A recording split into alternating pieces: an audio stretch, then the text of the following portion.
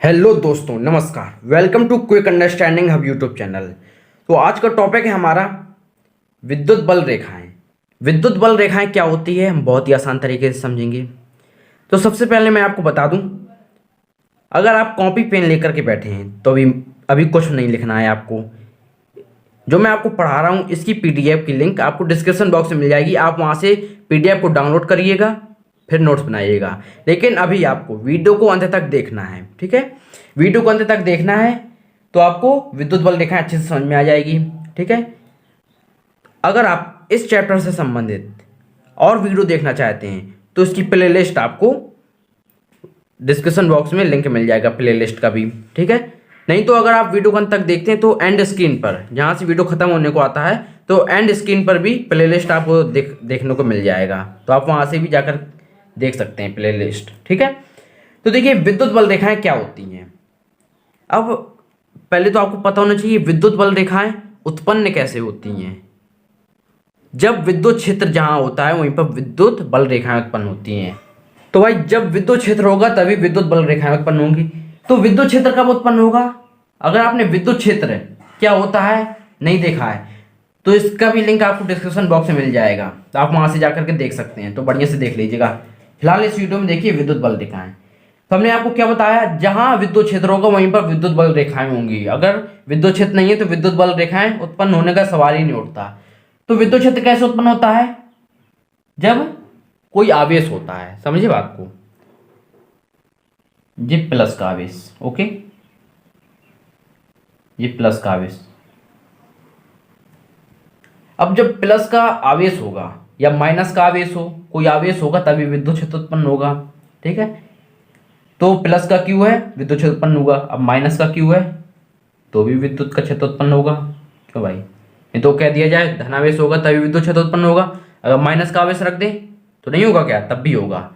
अब देखिए, जो धन आवेश है, समझिएगा बात को, जो धन आवेश है, अब विद्युत बल रेखाएं उत्पन्न हो तो गई हैं। जब हमने आवेश रखे हैं तो विद्युत क्षेत्र उत्पन्न हो गया। अब ये क्या है, जो धन आवेश है क्या करेगा, ये ऋण आवेश के पास जाएगा। जाएगा कि नहीं जाएगा? ये भी जाएगा, फिर यहाँ से भी जा सकता है, यहाँ से भी जा सकता है। विद्युत बल रेखाएं ये तो दिखती नहीं है ना, ये तो काल्पनिक होती हैं। हम बस मान लेते हैं कि हाँ यहाँ से जा रही है, लेकिन ये रेखाएं दिखती नहीं है, ठीक है। तो देखो, ये धनावेश ऋणावेश के पास जा रहा है, ऐसे ये जाता जाएगा और यहाँ से जिन रेखाएं निकलती रहेंगी। कहीं से भी जा सकती हैं, कहने का मतलब ये विद्युत बल रेखाएं कहीं से भी जा सकती हैं। तो अब बात आती है हम इसको परिभाषित कैसे करें।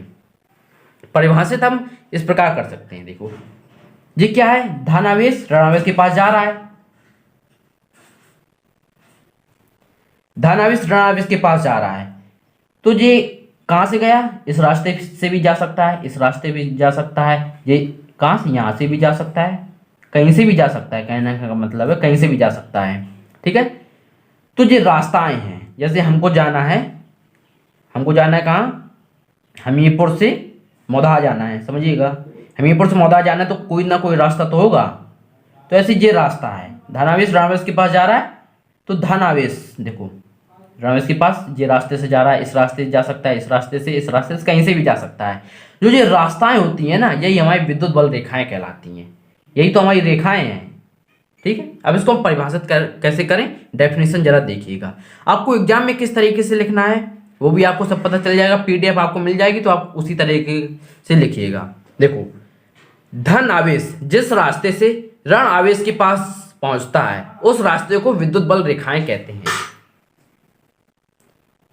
ये देखिएगा, ये रेखा की तरह ही तो दिख रहा है। कोई रास्ता होता है, रास्ते में आप जा रहे हैं, वो एक जैसे जो रास्ता गया, पतली पतली रेखाएं हैं, ये रास्ता है तो ये एक तरीके की रेखा ही है। यही है क्या है, विद्युत बल रेखाएं हैं, ठीक है। उम्मीद करता हूं आपको समझ में आ रहा होगा। धन आवेश जिस रास्ते से ऋण आवेश के पास पहुंचता है उस रास्ते को हम विद्युत बल रेखाएं कहते हैं, ठीक। जैसा कि आप स्क्रीन पर भी देख पा रहे होंगे, मेरी आर्ट थोड़ा खराब है इसलिए मैं चित्र अच्छे से नहीं बना पाता हूं। तो आप देखिए, आपको स्क्रीन पर दिख रहा होगा,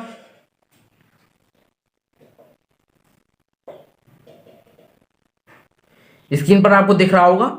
तो आप ये वाला चित्र अपनी कॉपी में बना लीजिएगा। मैं तो नहीं बना पाऊंगा क्योंकि मेरी आर्ट ही खराब है, ठीक है। तो उम्मीद करता हूं आपको ये परिभाषा क्लियर होगी। अब विद्युत बल रेखाओं के गुण धर्म है, इसके गुण क्या होते हैं आपके अंदर भी कुछ ना कुछ गुण होंगे, क्वालिटी होगी, ऐसी इसके अंदर भी कोई क्वालिटी है। देखिएगा क्या क्वालिटी है। विद्युत बल रेखाओं के गुण। आपको एग्जाम में सिर्फ 4 गुण लिखने हैं, 4 बहुत होते हैं एग्जाम में लिखने के लिए, ठीक है। तो पहला गुण क्या है, बहुत ही सिंपल मैं गुण लाया हूँ। इसके गुण तो काफ़ी होते हैं, बहुत होते हैं, लेकिन मेन मैं लाया हूँ, ठीक है। देखो, ये रेखाएं काल्पनिक रेखा होती है, मतलब कि अदृश्य होती हैं। या तो हम ये लिख सकते हैं, ये रेखाएं अदृश्य होती हैं, ये रेखाएं काल्पनिक रेखा होती है। क्लियर।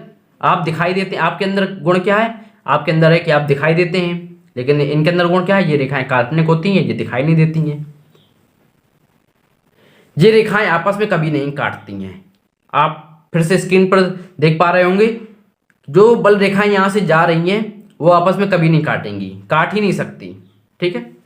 और तीसरा क्या है, यदि विद्युत क्षेत्र अनुपस्थित है तो वहां कोई बल रेखाएं नहीं होंगी, जैसा कि मैंने आपको शुरुआत में बताया था। चौथा क्या है, विद्युत बल रेखाएं चालक की सतह पर लंबवत रूप से प्रारंभ या समाप्त होती हैं। विद्युत बल रेखाएं चालक की सतह पर लंबवत रूप से प्रारंभ या समाप्त होती हैं, ठीक है।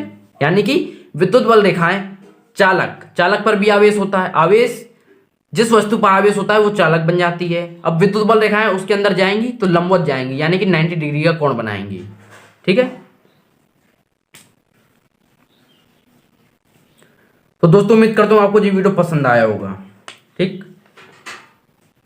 अगर ये वीडियो पसंद आया तो वीडियो को लाइक कीजिए। अगर आपने अभी तक हमारा चैनल सब्सक्राइब नहीं किया तो चैनल को सब्सक्राइब कीजिए। अब मिलते हैं अगले वीडियो पे, जब तक के लिए जय हिंद, जय भारत।